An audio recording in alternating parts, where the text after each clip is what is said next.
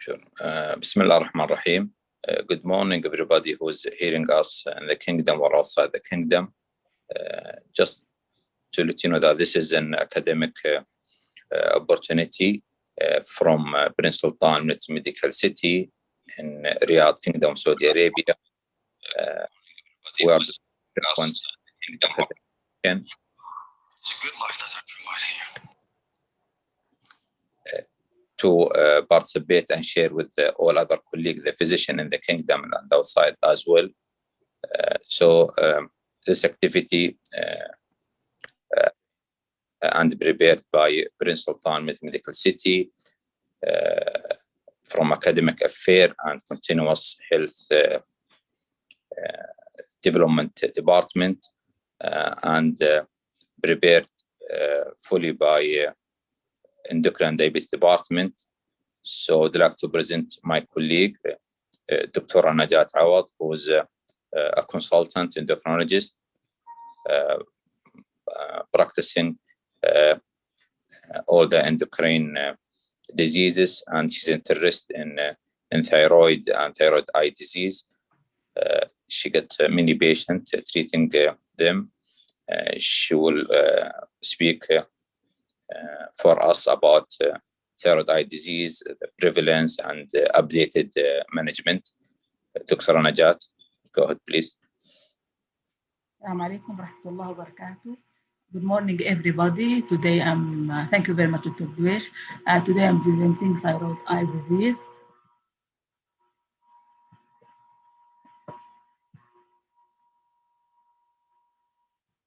We finally have some new treatments on the horizon for thyroid eye disease. Thyroid eye disease affects quality of life from multiple angles. Double vision leads to many individuals having difficulty with using electronic equipment, and many have difficulty driving. Even those able to drive initially have to give up evening driving because the lights are troublesome to handle. And some of these patients use sunglasses all day long. There is a constant need to use lubricants for the eyes, and people report discomfort in a lot of social situations. Thyroid eye disease is a complex autoimmune disease characterized by orbital inflammation, which is the active stage or the active disease, followed by inactive stage, which is contains subsequent tissue remodeling and fibrosis. It has distinct clinical features, including upper eyelid retraction, restrictive strabismus, and proptosis. It can be vision threatening due to two conditions, which are compressive optic atrophy or compressive optic neuropathy, or corneal decompensation from exposure keratopathy. As we see, this lady, she has her right eye, there is right eye proptosis, there is upper eyelid retraction, and there is strabismus secondary to fibrosis and retraction of the eye by the inferior rectus. Most common disorder, thyroid eye disease is the most common disorder affecting the orbit and most common cause of bilateral and unilateral exophthalmos. The incidence is 16 cases per 100,000 population per year for females and 3 cases per 100,000 population per year for males. Thyroid eye disease is most often associated with Graves' disease, but very important, it can be found in patients with hypothyroidism, euthyroidism, and sometimes in patients with Hashimoto's thyroiditis. So don't be astonished if you find a patient hypothyroidism with thyroid eye disease. 40% of patients with Graves' disease subsequently develop thyroid eye disease over their course over the course of their lifetime. The onset of thyroid eye disease usually occurs between ages between 30 and 50, and if it occurs after the age of 50, it will be more severe. It usually occurs within the first 18 months following the diagnosis of Graves' disease, but however, can be diagnosed simultaneously or even before the diagnosis of Graves' eye disease. or of Graves' disease, I mean. What are the risk factors of thyroid eye disease? Untreated thyroid dysfunction, hyper or hypothyroidism are associated with development and progression of thyroid eye disease. The most strong or the strongest risk factor is smoking. And the risk of developing thyroid eye disease has a greater association with the amount of cigarettes smoked after the diagnosis rather than the cumulative cigarette smoked before. And also radioactive iodine is a strong risk factor for the development, for both development and progression of thyroid eye disease. It's very important to understand the molecular biology of thyroid eye disease because all the treatment parts will tackle each and every part of the thyroid, of the molecular part of thyroid eye disease. So a complete understanding of pathophysiology has not been delineated yet, but the evidence suggests that there is loss of self-tolerance, i.e. intolerance to thyroid stimulating hormone receptor, and there is overexpression of IGF-1 receptor. The autoimmune orbital response occurs in thyroid eye disease because there is cross-reactivity against the antigen, which is present both in the thyroid gland and orbital tissue. Production of thyroid stimulating immunoglobulin and thyroid, which mimics thyroid stimulating hormone, lead to excessive thyroid hormone production and amplified action on target tissues expressing thyroid TSH receptor, which are the orbital fat, extraocular muscles, and orbital fibroblasts. So thyroid, the TSH receptor is found on orbital fat, extraocular muscles, this is very important, and orbital fibroblasts. And investigation to determine the underlying cause of thyroid eye disease have recently focused on IGF-1 receptor, as IGF-1 receptor autoantibodies have been detected in Graves' disease patients.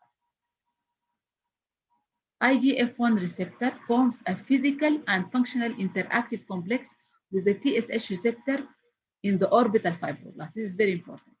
And the TSH receptor and IGF-1 receptor are involved in orbital tissue, the activity and remodeling via production of pro-inflammatory cytokines and the synthesis of hyaluronic acid. IGF-1 receptor is overexpressed on the T cells, fibroblasts, myofibroblasts, and fibrocytes in patients with Graves' disease. Both IGF-1 and Graves' disease, IgG, increase the hyaluronic acid concentration to a similar extent in the orbital fibroblasts from Graves' disease patients, but not in normal controls. These findings indicate the important role of IGF-1 receptor in the pathogenesis of thyroid eye disease, and during the management we'll concentrate on this part. In the orbit, the inflammatory cells from the bone marrow invade the orbit. T cells, B cells, and fibrocytes, they invade the orbit. The fibroblasts invading the orbit from the bone marrow will differentiate into myofibroblasts and adipocytes. On the top of this surface of this fibroblast, there is the TSH receptor, which is forming a complex with the IGF-1 receptor. This is a functional and physical complex. This complex receptor will be stimulated by thyroid stimulating immunoglobulin and leading to hyaluronic acid and other glycosaminoglycans production and inflammatory markers production. The production of hyaluronic acid will lead to orbital fat expansion, and the orbital tissue volume expansion lead to proptosis and optic nerve compression. Okay. On the other hand, the inflammatory cells which invade the orbit from the bone marrow under this stimulation will release a lot of inflammatory cytokines in form of interleukin 6, interleukin 12, tumor necrosis factor alpha, CD420, and all these inflammatory markers. All these are important steps in the management of thyroid eye disease. Regarding the clinical features of thyroid eye disease, usually it is diagnosed based, the diagnosis clinically based on presenting ocular symptoms and signs. Timely diagnosis permit or appropriate evaluation treatment and might prevent the progression to more severe disease manifestation. The patients will present with ocular exposure signs like symptoms like ocular dryness, grittiness, photophobia, excessive tearing, and blurring of vision. And there is orbital soft tissue inflammation and congestion. There is sensation of retroorbital pressure or pain. There is conjunctival redness and eyelid swelling. And there is involvement of extraocular muscles leading to pain during eye movement, restricted ocular movement motility, and diplopia. Eyelid retraction is the most common clinical finding. Upper eyelid retraction was present in more than 70% of patients, followed by proptosis in 62% of patients, restrictive myopathy in 43% of patients, and the most serious presentation with the optic neuropathy, fortunately found only in 6% of patients. Proptosis is caused by expansion of the orbital fat and or muscles. And there's also lacrimal gland enlargement. As we see in this photo, this is a normal eye. This is the orbit. This is the medial rectus muscle, lateral rectus muscle, and this is the optic nerve.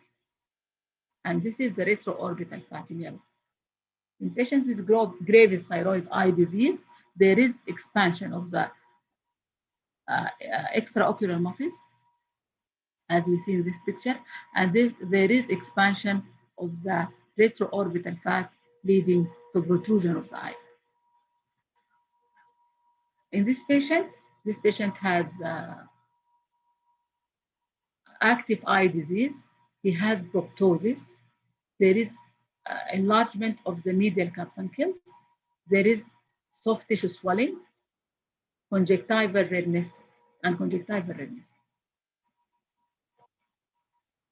3 to 7% of Graves' orthopathy patients have severe sight-threatening form of disease. The sight-threatening form is either due to corneal exposure or compressive optic neuropathy. The most feared complication of thyroid eye disease, as we said, is dysthyroid optic neuropathy. The risk factors for this are older age, male gender, and smoking. And what is the cause of dysthyroid optic neuropathy? It is caused by the enlargement of extraocular muscles at the orbital apex, compressing the optic nerve. As we see in the previous picture, the optic nerve is entering the orbital apex in between the recti. So if the rectus muscles are enlarged, the optic nerve will be compressed in the orbital apex.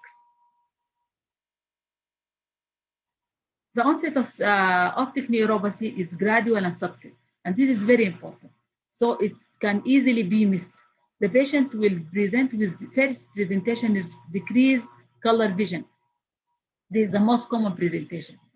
2/3 of patients will suffer from exophthalmos greater than 20 millimeter, and the patient also can present with visual field defects, mainly central and paracentral scotoma.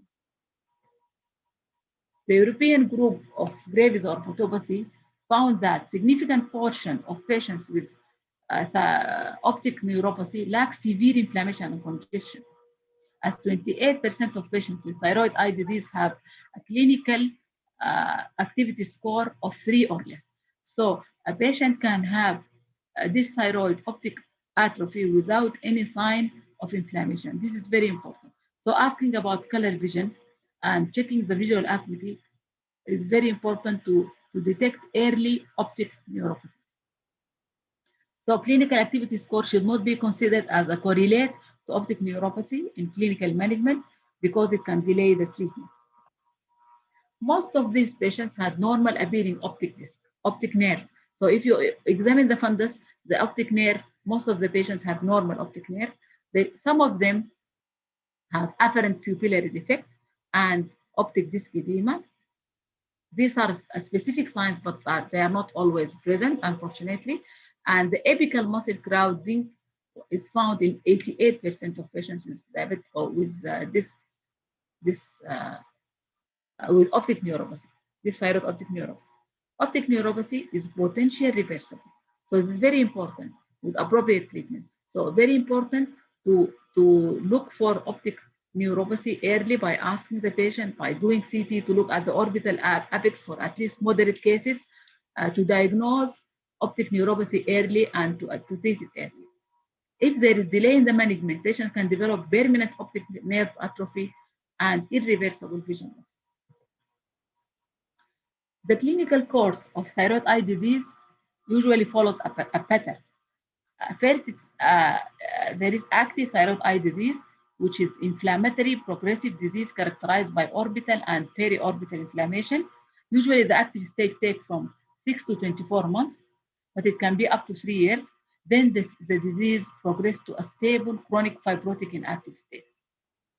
Despite reduced inflammation, permanent damage may result, and patients do not typically experience significant clinical improvement, responding only to surgery at this point. So if the patient reaches the inactive state, the disease is progressing, but the patient at this stage only responds to surgery at the inactive stage. So very important to treat the patient during the active stage of the disease.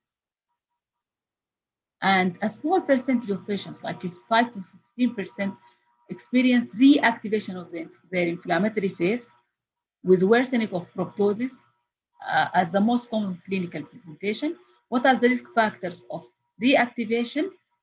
Smoking, ocular surgery, pregnancy, and uncontrolled hypo or hyperthyroidism. As we see in this figure, this is a dynamic active stage, which it takes from 18 to 24 months, which is a stage of inflammation, followed by stable inactive stage, which takes 5 to 7 years, which is the stage of fibrosis. In any patient with thyroid eye disease, we need to know what is the activity score and what is the severity score. So in our clinic, we have to justify if the patient is active or inactive, and what stage of severity he has. The clinical activity score assesses the presence of inflammatory symptoms, and it is used to help identify active thyroid eye disease patients and document the response to treatment over time. So there is a list of 7 inflammatory orbital symptoms representing pain, redness, and swelling, constitute the CAS score, with the presence of 3 or more indicating the patient is active. So if I will show you a table now. If the table is if you measure the activity score, it is more than 3, equal or more than 3, it means the patient has active disease. And the list will be expanded to 10 during follow-up. So this is the clinical activity score, like spontaneous orbital pain, okay, and gaze or eye movement, pain during eye movement. Then there is eyelid swelling, okay, eyelid erythema, conjunctival swelling, and chemosis, which is conjunctival edema, okay, and then swelling of the middle carbuncle, as I show you in the photo. This is during the first visit. During the follow-up visit, we will add these 3 points, so it will be a total of 10 points. We will follow the increase in proptosis, if it increases more than 2 millimeters, and if there is decrease in ocular movement, okay, more than 8 degrees, or if there is decrease in visual acuity more than 1 Snellen line. Regarding the severity, the European group of graves ophthalmopathy recommend the following classification. The most severe, which is the sight-threatening, patients with this thyroid optic neuropathy and or corneal breakdown. Okay, there is moderate to severe disease. In this type, the patients without sight-threatening thyroid eye disease, whose eye disease has sufficient impact on daily life to justify the risk of immunosuppression if active disease or surgical intervention if inactive disease. In mild disease, the patients whose features of thyroid eye disease have only mild impact on daily life, insufficient to justify immunosuppressive treatment or surgical treatment. There is a severity classification called no specs. No means no signs or symptoms. The O is only signs, but no symptoms are present. The S is soft tissue involvement. The B is proptosis. The E is extracellular muscle involvement. The C is corneal exposure, corneal involvement, and the S is the sight loss. I will not go into the detail of no specs. There is another severity classification from the IDUGO guidelines. For example, mild Graves' orbitopathy, they usually have one or more of the following. So if the patient has minor lid retraction, which is less than 2 millimeter, mild soft tissue involvement, or exophthalmos less than 3 millimeter above the normal for race and gender, no or intermittent diplopia, and corneal exposure responsive to lubricants. So any one or more of these will classify the patient into mild Graves' orbitopathy. For moderate to severe disease, they usually have two or more of the following. The lid retraction will be more or equal to 2 millimeter. There will be moderate or severe soft tissue involvement. The exophthalmos will be more or equal to 3 millimeter above the normal. And here the diplopia will be inconstant or constant diplopia. And the last one is the sight-threatening disease. So in this picture, this patient has inactive moderate eye disease with upper eyelid retraction, no signs of inflammation. Here, the patient has redness, periorbital swelling. So this is moderate and lid retraction with proptosis. So this is moderate active eye disease. And this is severe inactive eye disease with proptosis and lid retraction. And this is severe active eye disease with proptosis, periorbital swelling, and conjunctival redness. This is the CT orbit showing proptosis. As we notice here, there is proptosis. And this is the medial rectus, lateral rectus, and optic nerve. There is expansion of both medial recti. This is the normal muscle here in the lateral rectus. And here also this lateral rectus is inflamed, expanded. And you notice this, there is crowding. This is the orbital apex. And this is the optic nerve in between the two inflamed recti. Now going to the management,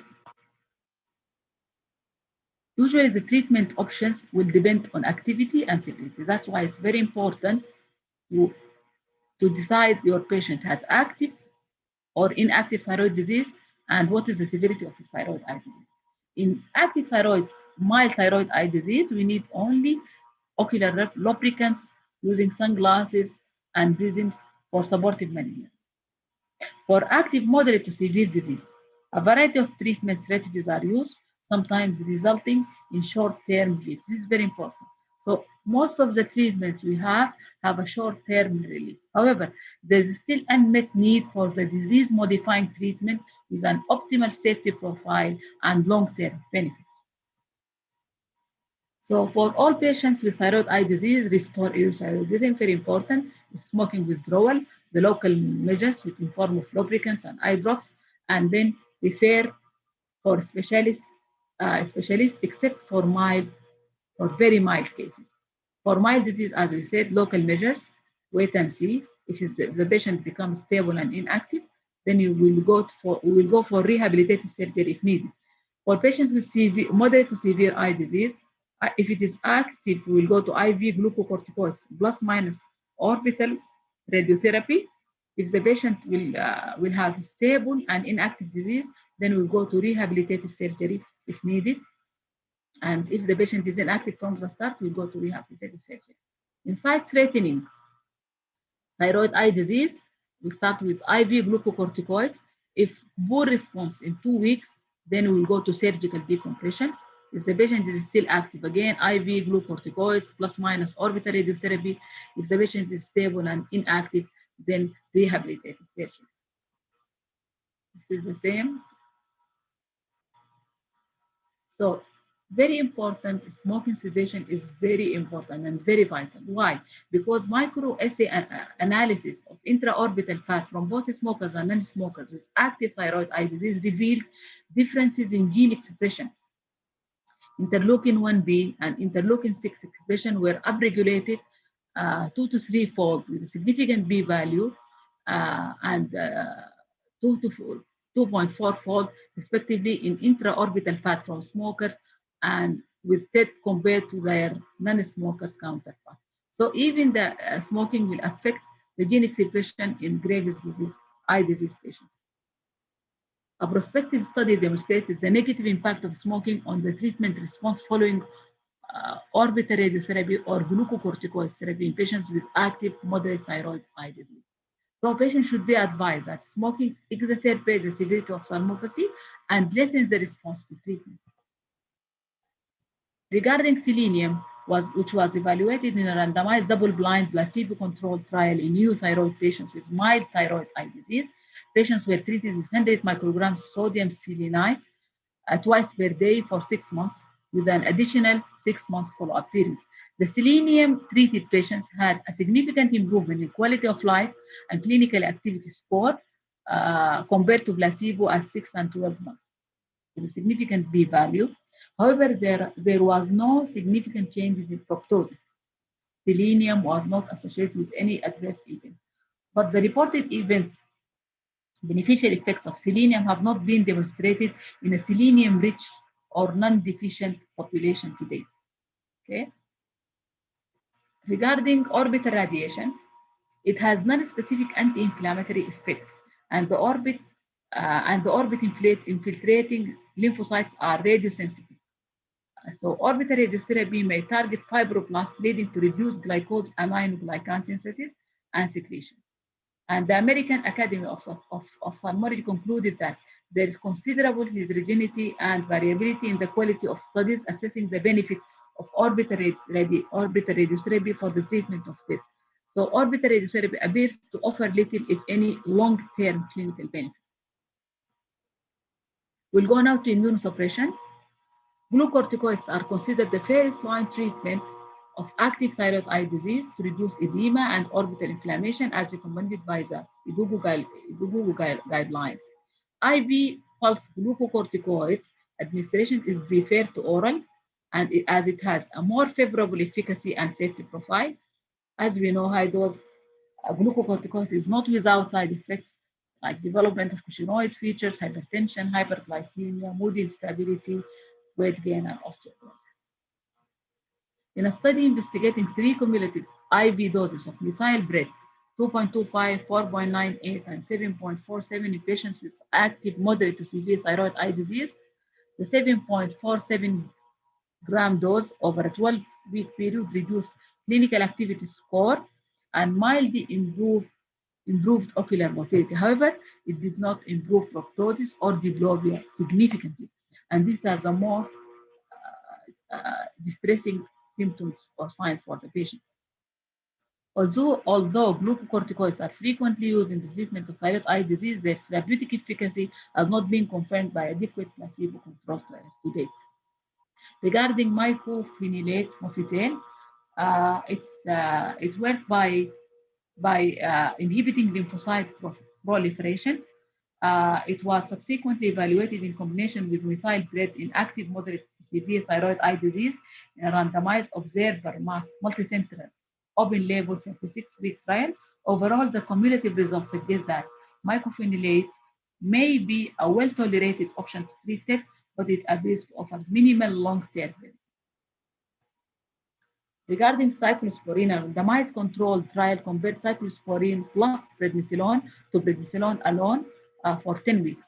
A greater improvement in clinical activity score and visual acuity were observed with a combination at 10 weeks when compared to prednisolone monotherapy with significant p-value, with less relapse in the combined treatment group at 9 months. Cyclosporine may offer anti-inflammatory potential on the expense of the increased liver enzymes and hypertension. There is no data to suggest also long-term clinical benefit in clinical improvement in proptosis or strabismus. Regarding surgery is typically a multi-stage approach. They start usually with orbital decompression, then eye muscle surgery, and or eyelid surgery. Most patients, they don't need surgery of thyroid eye disease. The probability of undergoing surgery is 5% at 1 year, 9.3% at 2 years, and increasing up to 21% at 9 years. Up to 27% of patients are offered surgery after the disease becomes inactive, as we said.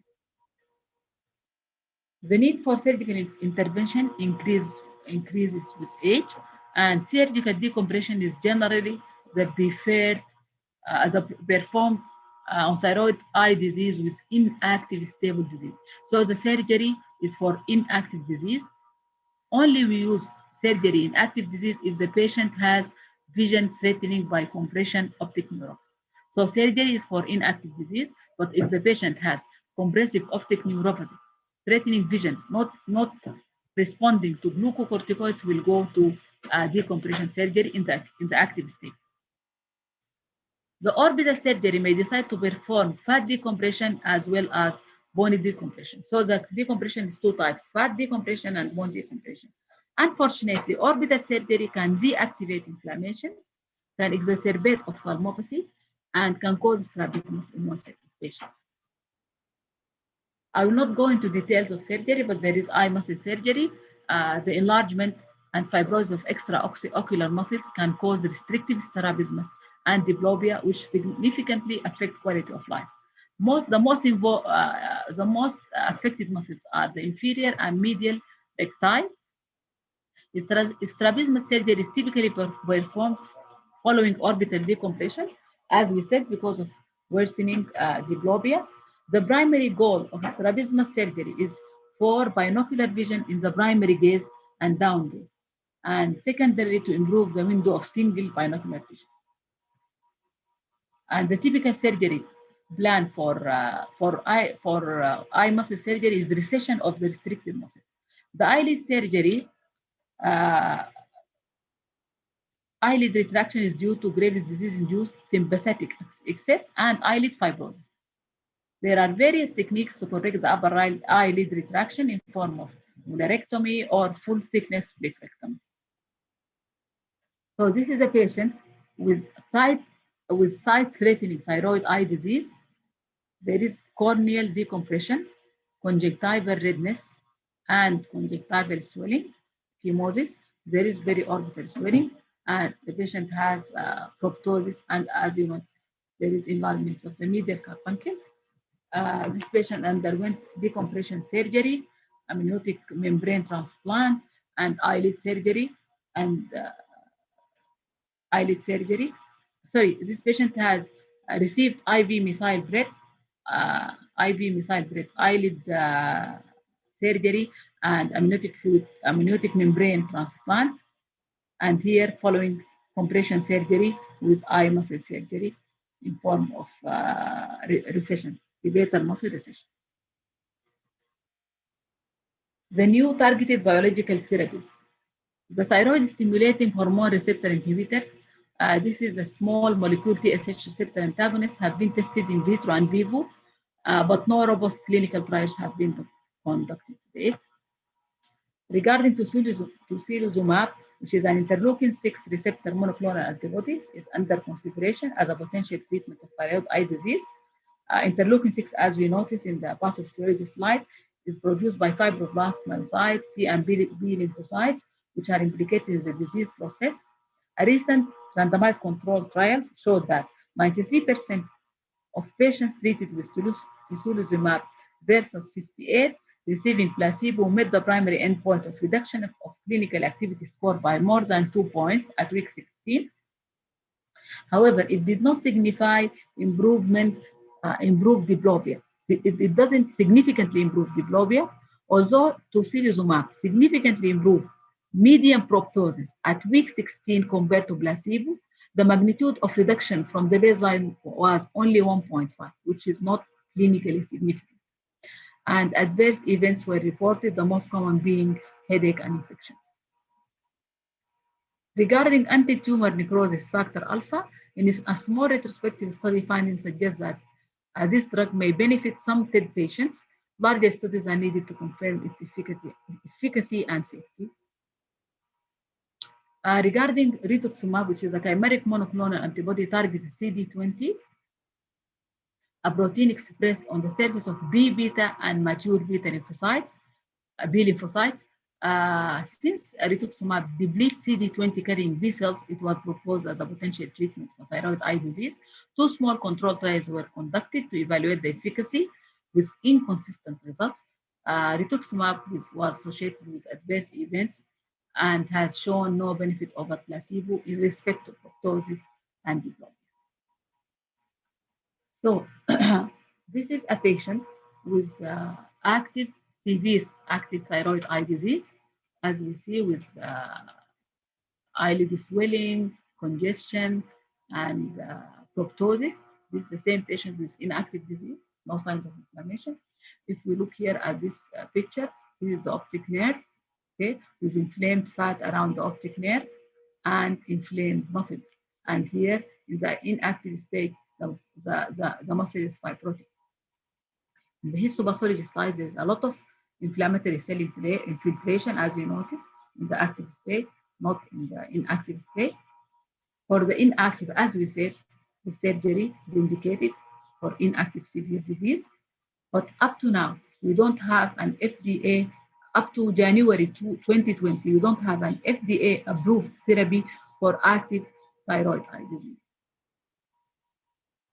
In January 2020, Tibrutumumab was introduced as management for thyroid eye disease. It's a fully human monoclonal antibody inhibitor of IGF-1 receptor, targeted binding to IGF-1 receptor TSH receptor signaling, the complex we mentioned before. It blocks antibodies from attacking the orbital cells. It turns off IGF-1 receptor TSH receptor signaling at disease source. It reduces inflammation, prevents excessive cell growth, hyaluronic acid buildup behind the eye. Here, this is the inflammatory cells invading the orbit. This is the orbital fibroblast. This is the complex I showed you before, which contains TSH receptor and IGF-1 receptor. And this is the thyroid stimulating immunoglobulin attacking the complex, leading to the inflammatory cascade and production of hyaluronic acid. Okay, and this is the extraocular muscle. Okay, so attacking of the complex by the thyroid stimulating immunoglobulin leading to production of hyaluronic acid and deposition of muscle leading to muscle expansion and fat expansion leading to proptosis. This is the tibrutumumab. It blocks the immunoglobulin, the thyroid stimulating immunoglobulin, and it blocks the receptor. So no more inflammatory cascade and production of hyaluronic acid, leading to reduction in proptosis. In optic trial, the phase 2 and phase 3 tibrutumumab trials were a 24-week randomized double-masked placebo-controlled trials that included adults between the age of 18 and 80 years old. Patients including in the study received 8 intravenous infusions every 3 weeks for 21 weeks. Investigators noted the first injection was 10 milligram per kg, followed by 20 milligram per kg for the remaining 7 infusions. The phase 3 summary of results. The primary outcome of proptosis responders, percent of patients with a reduction of 2 millimeter or more in proptosis from baseline was significantly greater with tibrutumumab than the placebo.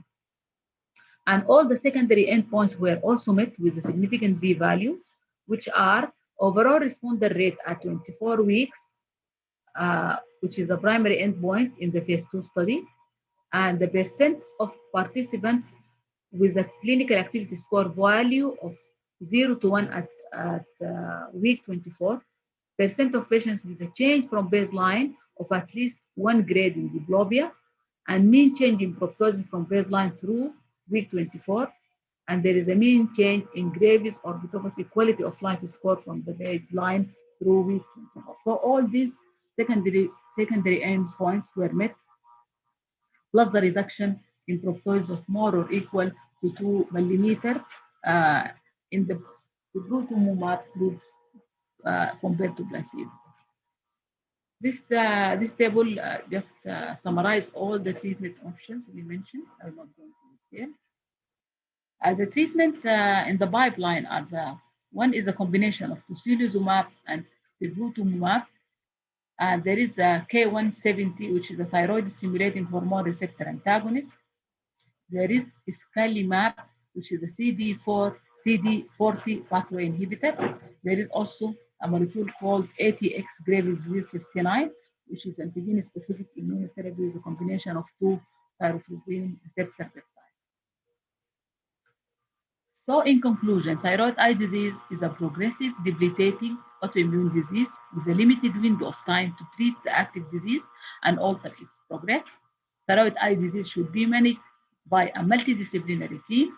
Early detection of sight-threatening ophthalmopathy and identification of risk factors for severe outcomes are critical.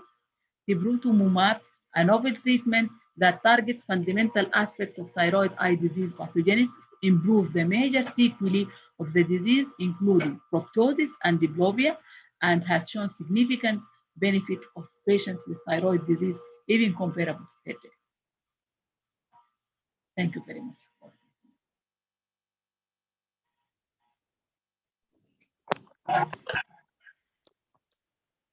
Thank you, Dr. Najat. Well done. It's a long journey, you know. Lastly, we are reaching a good medication, one of the new immune modality. So, I didn't see any in the chat, any comment or question. So, because of time, we allow one comment or one question from the audience.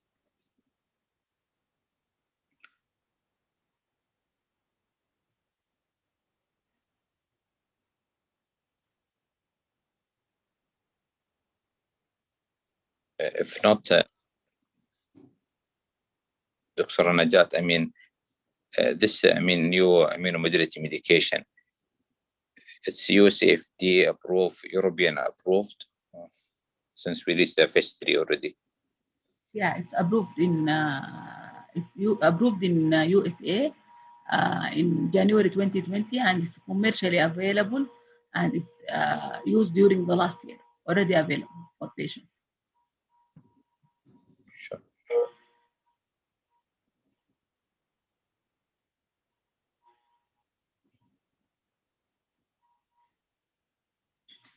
So I didn't see any further comment. I think people are satisfied by really extensive update approach, Dr. Najat. Thank you a lot. I think we should do for the audience evaluation if you want to receive the EME hours from the continuous self-development department. Kindly at the end of our session, do the evaluation to receive your CMEs hours. Thank you all, and have a nice weekend. Thank you very much, Dr. Thank you all for listening.